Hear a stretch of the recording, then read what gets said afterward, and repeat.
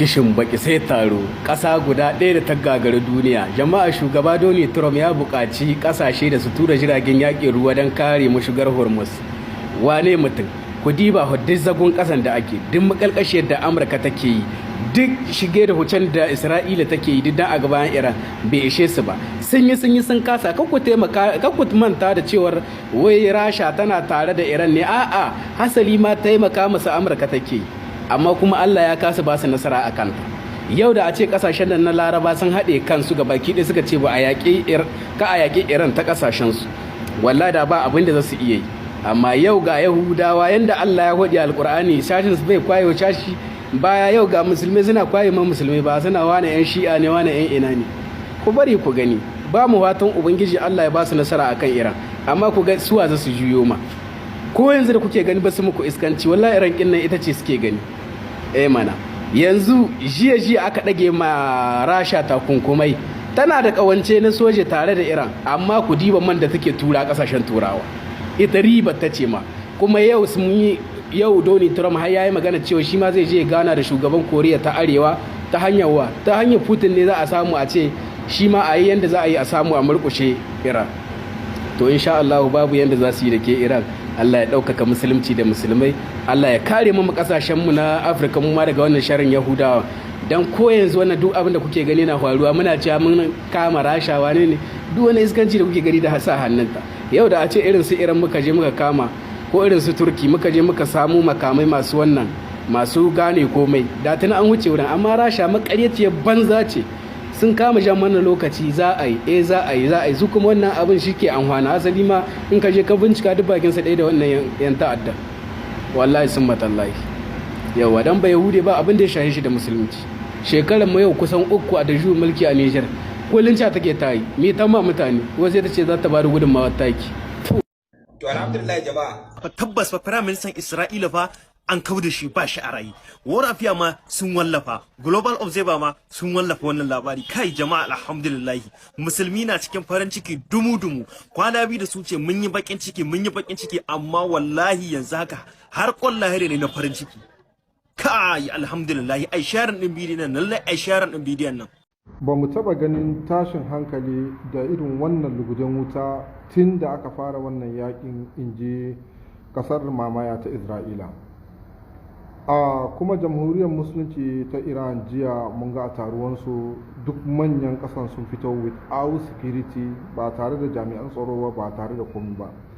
In har kai kana kallo ma za ka tabbatar cewa garin za ka ce ba yaƙi. Assalamu alaikum warahmatullahi ta'ala barakatu. Barka da warhaka yan uwa da bakan arziki. Na farko, kasan mamaya suka ce ba su taba ganin lugudan wuta da tashin hankali tun da aka fara wannan yakin kamar hare-haren da jiya kasar jamhuriyar musulunci ta kai musu a cikin Tel Aviv da sauran jihohin kasan. Saboda tashin hankalin da suka gani, ba su yi tsammanin cewa kasan za ta zanna ma har garin Allah ya waye, ba su tsammanin cewa mutanen kasan gaba daya ba za su mutu ba, saboda akwai makamin da suna fadowa har girgizan kasa ake a kasa, wanda suna cikin ramin buya suke ce har kasan yana girgiza, ramukan suna girgiza. Irin makamin da jamhuriyar musulunci ta yi amfani da su na ƙorai.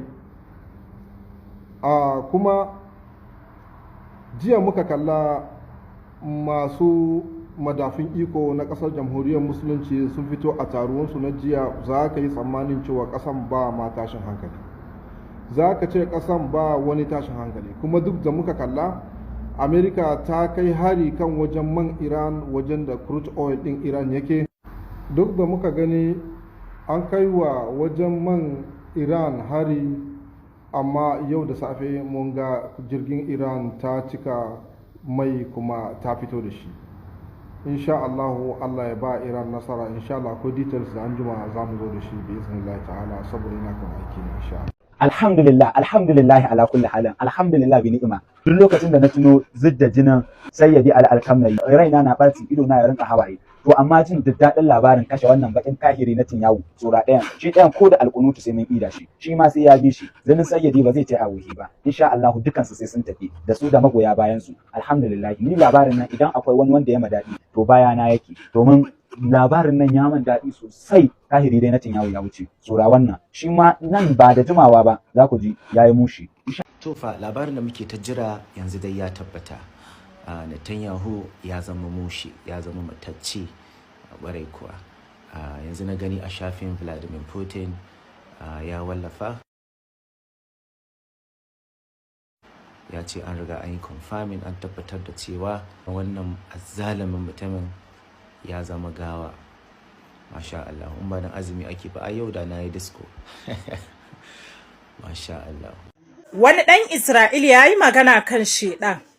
Wani ɗan jarida ɗan ƙasar Isra'ila ya ziyarci wani gida, a inda ya ce mutane 7 sun mutu ranar da Iran ta kai hari a wannan gidan. Inda ya ƙara da cewa a ranar sheɗan Yahu ya ziyarci wannan gidan. A inda ɗan jaridar ya nuna irin ɓarnar da aka yi wa gidan fiye da ƙima. Ya bayyana irin mamakin da yake yi, a inda ya ce yana mamakin mutane 7 sun mutu a lokacin da aka kawo harin, amma shi kaɗai ne ya tsira a cikinsu. Kan na cika ku da surutu, bari in ɗora muku hoton ku gani irin ɓarnar da aka yi musu. A ranar ne sheɗan ya sheƙa.